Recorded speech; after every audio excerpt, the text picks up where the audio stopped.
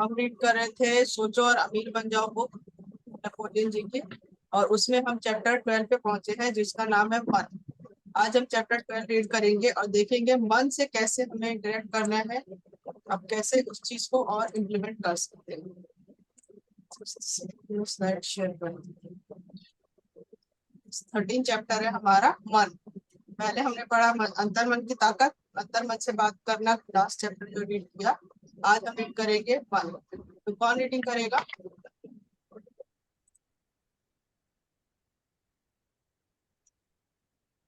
Reading आप लोग करोगे या मैं करूँ?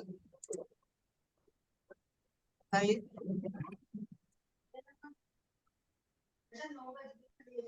प्राप्त करने वाले स्टेशन।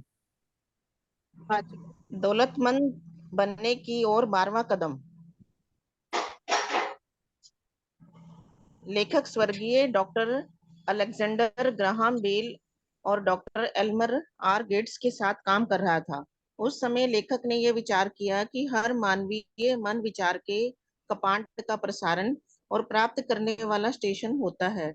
रेडियो प्रसारण सिद्धांत की तरह ही हर इंसान का मन भी दूसरे मन द्वारा प्रसारित किए जा रहे विचार संवेगों को पकड़ने में सक्षम होता है। पूर्व के पैराग्राफ में दिए गए व्यक्तित्व के संदर्भ में कल्पना वाले अध्याय में बताए गए रचनात्मक कपड़ों के वर्णन की तुलना करें और उस पर विचार करें। रचनात्मक कल्पनाशीलता मन का रिसीविंग सेट है जिसके द्वारा यह उन विचारों को प्राप्त करता है या यूं कहें ग्रहण करता है जो दूसरे व्यक्ति के मन द्वारा प्रसारित किए जाते हैं। यह संचार का वह माध्यम है जो किसी इंसान के तार्किक मन और उन चार स्रोतों को जोड़ता है जहां से इंसान विचार की प्रेरणा प्राप्त कर सकता है। जब इसे प्रेरित किया जाए या जब वह कंपन की उच्च दर पर कार्य कर रहा हो तो मन बाहरी स्रोतों के द्वारा इस तक पहुंचने वाले विचारों को ग्रहण करने के प्रति ज्यादा संवेदनशील होता है। कंपन की उच्च दर सकारात्मक भावनाओं या नकारात्मक भावनाओं द्वारा घटित होती है। भावनाओं के द्वारा विचार के कंपनों को बढ़ाया जा सकता है।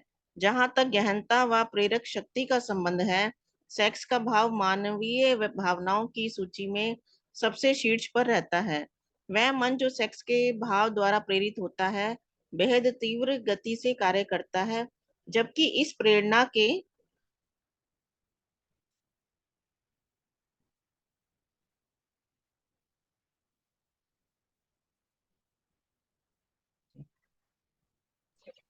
मार्क कर दिया यहाँ से। हाँ जी, ये ऊपर है ना। हाँ जी, हाँ जी। एक मिनट। यही, एक मिनट ऊपर चला गया। जबकि इस प्रेरणा के अभाव में यह उतनी तीव्र गति से कार्य नहीं कर पाता। सेक्स रूपांतरण के परिणाम स्वरूप विचारों में उस सीमा तक वृद्धि होती है कि रचनात्मक कल्पनाशीलता विचारों के प्रति उच्च संवेदनशील हो जाती है। दूसरी ओर जब मन तीव्र दर से कार्य कर रहा हो तो यह न सिर्फ दूसरे मन द्वारा प्रसारित किए जा रहे विचारों को आकर्षित करता है, बल्कि यह अपने खुद के विकारों को भी वह भावना प्रदान करता है जो अनिवार्य है। इससे पहले कि इन विचारों को पकड़ा जाए और अंतर्मन द्वारा इन पर कार्य किया जाए, अंतर्मन मन का प्रसारण करने वाला स्टेशन है जिसके द्वारा विचार के कंपन प्रसारित किए जाते हैं। रचनात्मक कल्पनाशीलता वह ग्रहण करने वाला सेट है जिसके द्वारा विचार ऊर्जा पकड़ी जाती है। अंतर्मन के महत्वपूर्ण तत्वों और रचनात्मक कल्पनाशीलता के अलावा जो आपकी मानसिक प्रसारण मशीनरी के प्रसारण में वह ग्रहण सेट है। आइए अब हम आत्म सुझाव के सिद्धांत पर विचार करें जिसके द्वारा आप अपने प्रसारण स्टेशन को काम में ले सकते हैं। आत्म सुझाव वाले अध्याय में बताए गए निर्देशों के द्वारा आपको वह तरीका निश्चित रूप से मालूम होगा जिसके द्वारा इच्छा को इसके आर्थिक समतुल्य में रूपांतरित किया जा सकता है। आपके मन प्रसारण स्टेशन की प्रक्रिया तुलनात्मक रूप से आसान है। जब आप अपने प्रसारण स्टेशन यानी अंतर्मन, रचनात्मक कल्पनाशीलता और आत्म सुझाव यानी अंतर्मन मन, रचनात्मक कल्पनाशीलता और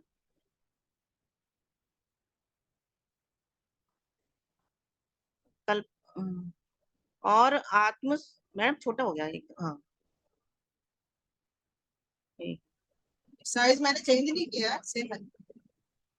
अच्छा हाँ वो थोड़ा एकदम से ना, हाँ, अंतर्मन रचनात्मक कल्पनाशीलता और आत्म सुझाव का प्रयोग करना चाहे तो आपको सिर्फ 3 सिद्धांतों को ही दिमाग में रखना है तथा लागू करना है। जिन प्रेरकों के द्वारा आप इन 3 सिद्धांतों को कार्य रूप में बदल सकते हैं उनका वर्णन किया जा चुका है और यह वह तरीका इच्छा से शुरू होता है।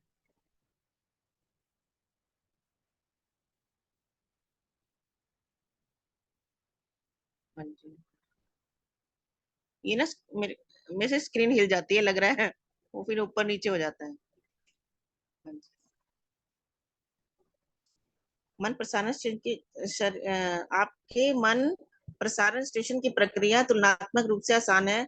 जब आप अपने प्रसारण स्टेशन यानी अंतर्मन रचनात्मक कल्पनाशीलता और आत्म सुझाव यानी अंतर्मन रचनात्मक कल्पनाशीलता और आत्म सुझाव का प्रयोग करना चाहें तो आपको सिर्फ 3 सिद्धांतों को ही दिमाग में रखना है तथा लागू करना है। जिन प्रेरकों के द्वारा आप इन 3 सिद्धांतों को कार्य रूप में बदल सकते हैं उनका वर्णन किया जा चुका है और वह तरीका इच्छा से शुरू होता है। महानतम शक्तियां अमूर्त होती हैं।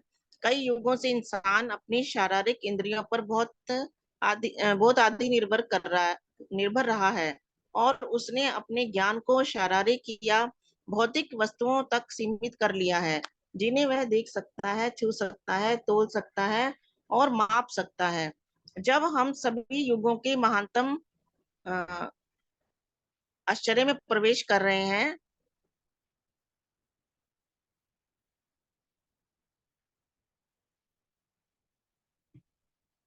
नीता जी।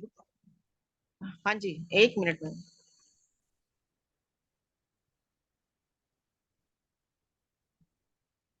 युगों के महानतम आश्चर्य में प्रवेश कर रहे हैं तो एक ऐसे युग में जो हमें अपने चारों तरफ से संसार में अमूर्त शक्तियों के बारे में कुछ सिखाएगा। शायद इस युग से गुजरने तक हम सीख जाएंगे कि दूसरा आत्म शारीरिक आत्म से अधिक शक्तिशाली होता है जिसे हम हर दिन दर्पण में देखते हैं। कई लोग अमूर्त वस्तुओं के बारे में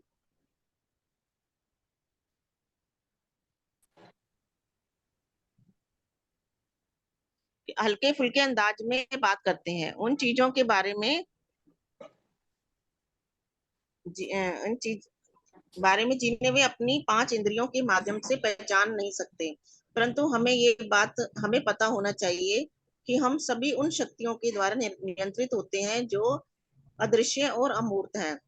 पूरी मानव जाति में इतनी शक्ति नहीं है कि वह समुद्र की लहरों में लिपटी हुई अमूर्त शक्ति का सामना करे या उसे नियंत्रित करे। इंसान में गुरुत्वाकर्षण की अमूर्त शक्ति को नियंत्रित करने की शक्ति की बात तो दूर सहने की सहने की क्षमता भी नहीं है जो इस छोटी सी धरती को अंतरिक्ष में झुलाए हुए हैं और इंसान को इससे गिरने से रोक रही है। इंसान पूरी तरह उस अमूर्त शक्ति के सामने असहाय है जो तूफान के साथ आती है। जिस तरह वह बिजली गिरने की अमूर्त शक्ति की उपस्थिति में असहाय होता है। यह अदृश्य और अमूर्त वस्तुओं के संबंध में इंसान के अज्ञान का अंत नहीं है। वह धरती की मिट्टी में लिपटी अमूर्त शक्ति को नहीं समझ पाता। वह शक्ति जो उसे उसके द्वारा खाए जाने वाले भोजन का हर निवाला देती है, उसके द्वारा पहने जाने वाला हर कपड़ा देती है, उसकी जेब में रखा हर डॉलर देती है। मन की नाटकीय कहानी। अंतिम परंतु महत्वपूर्ण बात, इंसान अपनी डींग हाँकने वाली संस्कृति और शिक्षा के बावजूद विचार विचार अमूर्त शक्ति जो अमूर्त शक्तियों के महानतम है के बारे में बहुत कम या बिल्कुल नहीं समझ पाता है। वह शारीरिक मन और इसकी शक्ति के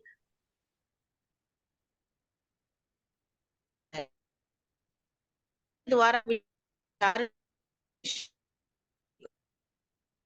आपकी वॉइस ब्रेक हो रही है। है। इस अब पर उन्हें ज्ञान मिल सकेगा कि अध्ययन की ओर गया है, किसे मन कहा जाता है हालांकि अभी वे अपने अध्ययनों का आरंभिक अवस्था में हैं, परंतु उन्होंने यह जान लिया है कि मानवीय मन का केंद्रीय स्विच बोर्ड उन लाइनों की संख्या जो मन की कोशिकाओं को एक दूसरे से जोड़ती है, वे संख्या में उतनी है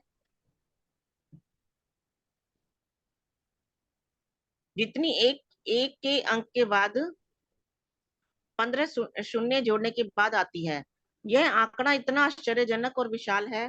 शिकागो यूनिवर्सिटी के डॉक्टर सी जूडसन हैरिक कहते हैं कि प्रकाश वर्ष के सैकड़ों मिलियन आंकड़े भी तुलनात्मक रूप से महत्वपूर्ण हो जाते हैं। यह निर्धारित किया गया है कि मानवीय सेरिबल कॉन्टेक्स्ट में 10 अरब होगा मैम से 14 अरब टेन नर्व कोशिका होती हैं 10 मिलियन है। 10 ही हो गए, हाँ 10 मिलियन। मिलियन, हाँ, से लेकर 14 मिलियन नव कोशिकाएं होती हैं और हम जानते हैं कि निश्चित पैटर्न में व्यवस्थित होती हैं। यह व्यवस्था बेतरतीब नहीं होती, वे क्रमबद्ध रूप से जमी होती है। इलेक्ट्रोफिजियोलॉजी के हाल ही में विकसित तरीके से मिक्रो इलेक्ट्रोड से बेहद सूक्ष्म रूप से स्थिति कोशिकाओं या फाइबर से एक्शन करंट निकाला जाता है, उसे रेडियो ट्यूब द्वारा विस्तृत किया जाता है और इसमें 1 वोल्ट की दाल लाखवें हिस्से के अंतर रिकॉर्ड हो सकते हैं। यह संभव लगता है कि इतनी जटिल मशीनरी के इस तरह के नेटवर्क का एकमात्र प्रयोजन सिर्फ शरीर के विकास और रखरखाव के शारीरिक कार्य करना ही होगा। क्या यह संभव नहीं है कि जो सिस्टम बिलियनियों मन कोशिकाओं को एक दूसरे के संप्रेषण का माध्यम करता है, वही सिस्टम अन्य अमूर्त शक्तियों के साथ भी संप्रेषण का माध्यम बन सकता है। द न्यूयॉर्क टाइम्स ने एक संपादकीय प्रकाशित किया। इसमें यह छापा था कि एक अड़े विश्वविद्यालय में मानसिक क्षेत्र के विशेषज्ञ शोधकर्ता संगठित शोध कर रहे हैं, जिनके निष्कर्ष इस अध्याय और इसके बाद के अध्याय में बताए गए विचारों के समान ही है।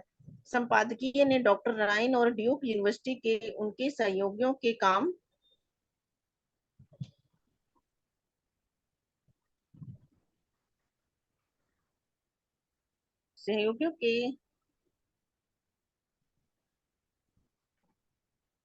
काम का संक्षेप में विश्लेषण किया। टेलीपैथी क्या भला है?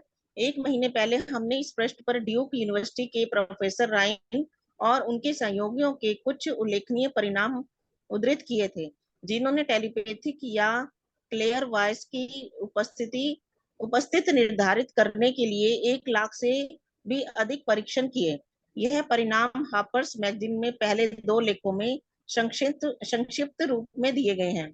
दूसरे में जो अभी प्रकाशित हुआ है, लेखक एक राइट अनुभूति के अंतर्दीय स्तरों की निश्चित प्रकृति के बारे में इस अध्ययन के निष्कर्षों को संक्षेप में देने का प्रयास करते हैं। राइन के प्रयोगों का परिणाम है कि टेलीपैथी और क्लियर वॉइस की वास्तविक उपस्थिति अब कुछ वैज्ञानिकों को बेहद असंभव लगती है। कई अनुभूतिकर्ताओं से यह पूछा गया कि वे किसी विशेष पैक में रखे गए कुछ पत्तों के नाम बिना उन्हें देखे बताएं। तकरीबन 1 दर्जन पुरुषों और महिलाओं को पहचान लिया गया जो नियमित रूप से उन पत्तों को सही बता देते थे, जबकि इस बात की कई मिलियन संभावनाओं में से एक भी संभावना नहीं थी कि उन्होंने ऐसा किस्मत से या संयोगवश किया हो। परंतु उन्होंने ऐसा किया कैसे? यह शक्तियां, अगर हम यह मान लें कि ऐसी शक्तियों का अस्तित्व होता है, इंद्रियगत प्रतीत नहीं होती। उनके लिए कोई ज्ञात मानवीय अंग नहीं है, चाहे उस कमरे के भीतर की बात हो या सैकड़ों मील दूर की बात हो। प्रयोगों के परिणाम उतने ही अद्भुत रहे। मिस्टर राइट का विचार कि यह तथ्य उस बात को स्वीकार नहीं करते कि टेलीपैथिक या क्लियर वॉइस रेडिएशन के किसी भौतिक सिद्धांत के द्वारा स्पष्ट किए जा सकते हैं। रेडिएंट ऊर्जा के सभी घात स्वरूप दूरी बढ़ने के साथ साथ कम होते जाते हैं। टेलीपैथी और क्लियर वॉइस के साथ ऐसा नहीं है, परंतु वे शारीरिक कारणों से उसी तरह प्रभावित होती है जिस तरह हमारी अन्य मानसिक शक्तियां होती हैं। लोकप्रिय मान्यता के खिलाफ यह शक्तियां जब बलवान नहीं होती, जब व्यक्ति सोया हुआ होता है या अर्ध निद्रा की अवस्था में होता है, बल्कि यह शक्तियान जब अपने चरम पर होती है, जब व्यक्ति पूरी तरह जागृत अवस्था में होता है। राइन ने यह भी खोजा कि मादक द्रव्य हमेशा प्रयोगकर्ता के स्कोर को कम कर देते हैं, जबकि प्रेरक पदार्थ इसे हमेशा बढ़ा देते हैं। सबसे विश्वसनीय प्रदर्शनकर्ता भी स्पष्ट रूप से तब तक अच्छा स्कोर नहीं बना सकता जब तक कि वह सर्वश्रेष्ठ प्रदर्शन ना करे। राइट ने विश्वास के साथ यह निष्कर्ष निकाला कि टेलीपैथी और क्लियर वॉइस दरअसल एक ही प्रतिभा के दो रूप हैं। जिस शक्ति के सहारे कोई व्यक्ति टेबल पर उल्टे रखे कार्ड को देख सकता है, उसी शक्ति के सहारे वह दूसरे व्यक्ति के दिमाग में मौजूद विचार को पढ़ सकता है। इस विश्वास के पीछे कई कारण हैं। उदाहरण के तौर पर दोनों प्रतिभाएं एक ही व्यक्ति में मिलती हैं, जो उन दोनों का स्वामी होता है, और यह दोनों ही शक्तियां समान मात्रा में होती हैं। दोनों पर ही पर्दे, दीवार या दूरी का कोई असर नहीं होता। राइट इस निष्कर्ष से आगे जाकर यह अनुमान व्यक्त करते हैं कि अन्य अतीन्द्रिय अनुभव, भविष्यदर्शी स्वप्न, विनाश के पूर्वाभास इत्यादि भी इसी शक्ति का एक हिस्सा साबित हो सकते हैं। पाठक से ऐसा कोई आग्रह नहीं किया जा रहा कि वह इन निष्कर्षों को स्वीकार करे जब तक कि उसे यह विश्वसनीय ना लगे, परंतु राइन ने जो प्रमाण इकट्ठे किए वे प्रभावशाली हैं। डॉक्टर राइन की इस खोज से मन किन परिस्थितियों में अनुभूति के अंतर्दीय रूपों से प्रतिक्रिया करता है। अब मैं उनके निष्कर्ष में यह बात जोड़ना चाहता हूँ कि जो मैंने और मेरे सहयोगियों ने खोजी है, हमने वह आदर्श स्थितियां खोजी जिनके द्वारा मन को प्रेरित किया जा सकता है, ताकि छठी इंद्रिय, जिनके बारे में अगले अध्याय में वर्णन किया गया है, प्रैक्टिकल तरीके से कार्य कर सके। जिन स्थितियों का मैं जिक्र कर रहा हूँ वे मुझ में और मेरे स्टाफ के दो सदस्यों के बीच का गठबंधन है। प्रयोग व अभ्यास के द्वारा हमने खोज की कि हमारे मन को किस तरह प्रेरित किया जाए। अगले अध्याय में बताए गए अदृश्य परामर्शदाता के सिद्धांत का प्रयोग करके, ताकि हम अपने 3 मनों को एक कर दें और उन बहुत ही व्यक्तिगत समस्याओं का कोई सुझाव खोजें जो मेरे क्लाइंट मेरे पास लेकर आते हैं। यह तरीका बहुत आसान है। हम एक कॉन्फ्रेंस टेबल पर बैठते हैं, समस्या की प्रकृति को स्पष्ट रूप से बताते हैं और इस पर विचार करना शुरू कर देते हैं। हर एक के मन में जो विचार आता है वह उसे बता देता है। मन प्रेरणा की इस तरीके के साथ अद्भुत बात यह है कि यह हर प्रतिभागी को ज्ञान के अनजान स्रोतों के संपर्क में ले आता है, जो निश्चित रूप से उसके अपने अनुभव के बाहर के होते हैं। अगर आप मास्टरमाइंड वाले अध्याय में बताए गए सिद्धांत को समझ चुके हैं, तो आप निश्चित रूप से रोध तबल तकनीक को मास्टरमाइंड के प्रैक्टिकल प्रयोग के रूप में पहचान जाएंगे। 3 लोगों के बीच निश्चित विषयों और सद्भावनापूर्ण विचार विमर्श के द्वारा मन को प्रेरित करने का यह तरीका मास्टरमाइंड के आसान और सबसे प्रैक्टिकल प्रयोग प्रदर्शित करता है। इसी तरह की योजनाओं को अपनाकर और इसका अनुसरण करके इस फिलॉसफी का कोई भी विद्यार्थी प्रसिद्ध कार्नेगी फार्मूले को सीख सकता है, जिसका संक्षिप्त वर्णन प्रस्तावना में किया गया है। अगर आपको अभी इस वक्त इसका कोई अर्थ समझ में नहीं आ रहा, तो इस पृष्ठ पर निशान लगा दें और इसे बाद में तब पढ़ें जब आप आखिरी अध्याय को खत्म कर लें। हो गया। उसमें समझ आया क्या कहना चाहते हैं कि मन की पावर को समझाना चाहते हैं। अंतर मन और मन, इन दोनों का एक कनेक्शन जरूरी है। कहते हैं ना, एक हमारा मन और एक होता है सबकॉन्शियस माइंड। अगर जो चीज सबकॉन्शियस माइंड में बैठती है तो उसको फिर हम करने के लिए जो हमारा मन है वो करता है। फिर वही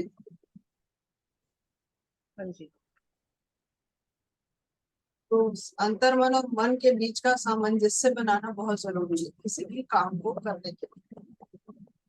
इसका जरूर ध्यान रखिए। बाकी फिर आज 4 बजे की मीटिंग में मिलेंगे हम।